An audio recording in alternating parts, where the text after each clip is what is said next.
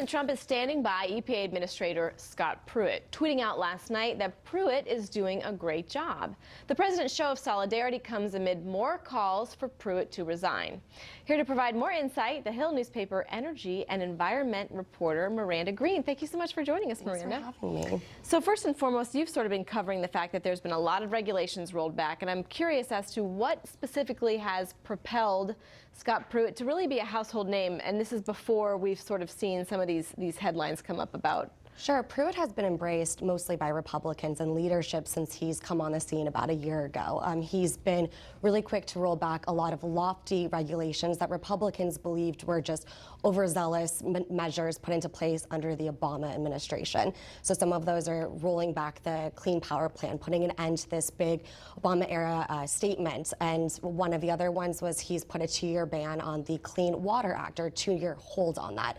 Even just this past week, we saw that he announced that the EPA is relooking into vehicle emission standards, which he believed that the Obama administration was too quick to impose, made it really hard for car dealers and manufacturers to try to meet these standards. So am I right when I say his policies are affecting people immediately? It's instant gratification. And where are you seeing it specifically? Is that in red states, and where across the country? Sure, it's all over the place. I think that mostly a lot of places that are really embracing these rollbacks are, you're going to see in industries like places where coal is important, where oil is important, because what he's doing is he's rolling back these regulations that he believes are too impactful, and he's opening up so that they can start, in his opinion, make more money, so he can bring back jobs, he can bring back to the economy.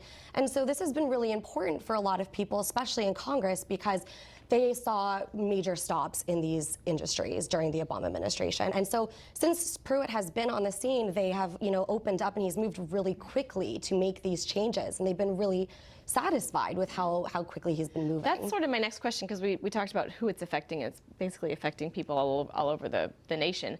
But what is Congress's reaction to him? Are they pleased with the way his job? Pruitt has had a ton of support on Capitol Hill, especially with the Republican leadership in the House and the Senate. They believe he's been doing a great job.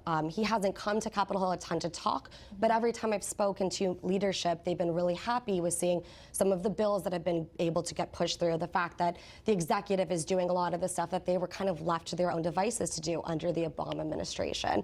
And so they're very positive with what's been going on, which has been somewhat the counter that we've been seeing with the some of the scandals that we've been seeing the past week. The question was, is Pruitt's regulatory reform enough to overlook some of these other scandals that have been causing red flags, making people wonder if he might be the next cabinet secretary to be out? Well, that's sort of what I'm thinking. What is the threshold? We've seen Health and Human Services Secretary Tom Price. He obviously was resigned. There's been a lot of scrutiny with HUD Secretary Ben Carson.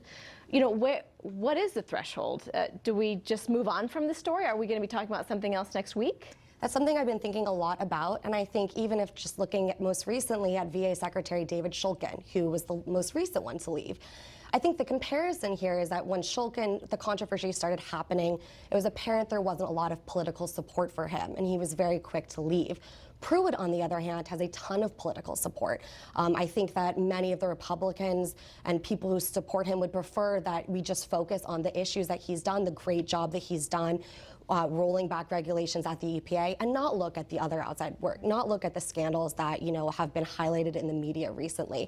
I think that might be what can continue to get his job to last longer. I mean, we even saw with President Trump's tweet yesterday, he highlighted some of those issues. He said that he's doing a great job. He said that he kind of talked away some of those scandals, and I think that it's very likely that many of these leadership positions have been in his ear, have been talking to President Trump saying, let's look at this instead. We don't have much time left, but I'm sort of curious. We heard him. He spoke with our own Ed Henry last week. Have you heard from his office or his representatives over the weekend, just sort of after the fact? Is the dust settling a little bit?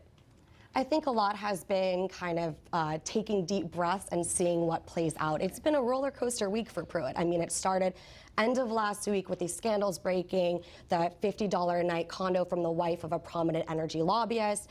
Then we heard that there were raises given to people in his staff that were 53% raises from people that came from Oklahoma. Security detail. Security detail is a big issue. And so now we're hearing that President Trump is behind him, that he has confidence in him. So I think they're going to roll with the punches and hope for the best. All right, well, we'll see. And maybe we'll have you back to talk about it. We'll see what happens. Miranda Green, thank you so much. Appreciate it. Thanks for having me. Leland?